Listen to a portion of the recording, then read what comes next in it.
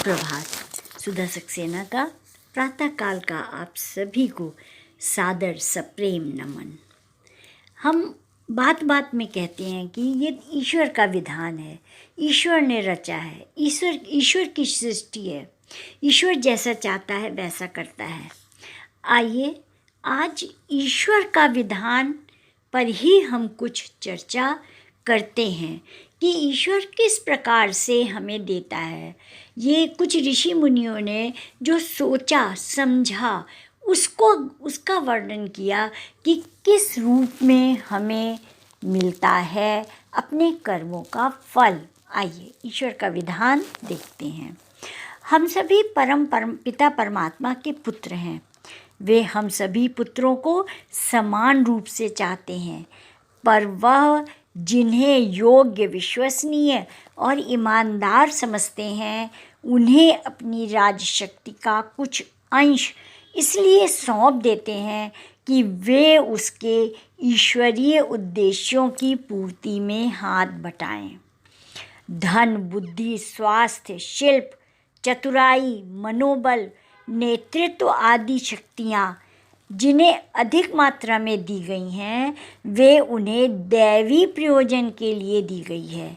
जो अधिकार सामान्य प्रजा को नहीं है, वे अधिकार नगर अधिकारी को दे करके राजा कोई पक्षपात नहीं करता, वरन अधिकार योग्य से अधिक काम लेने की नीति बरतता है।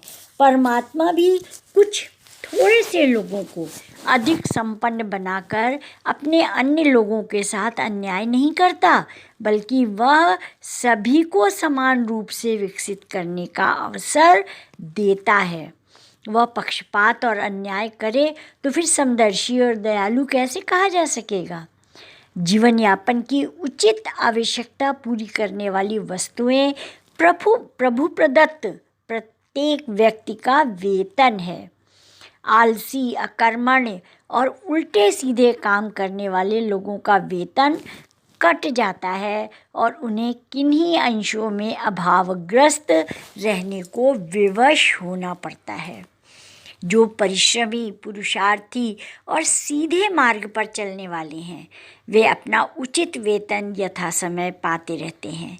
इस वेतन के अतिरिक्त जिसके पास जो भी बौद्धिक, शारीरिक, आर्थिक एवं औपचारिक शक्तियाँ हैं, वे केवल इस उद्देश्य के लिए हैं कि उनकी अपने से कमज़ोर लोगों को ऊपर उठाने में उस शक्ति को लगाया जाए।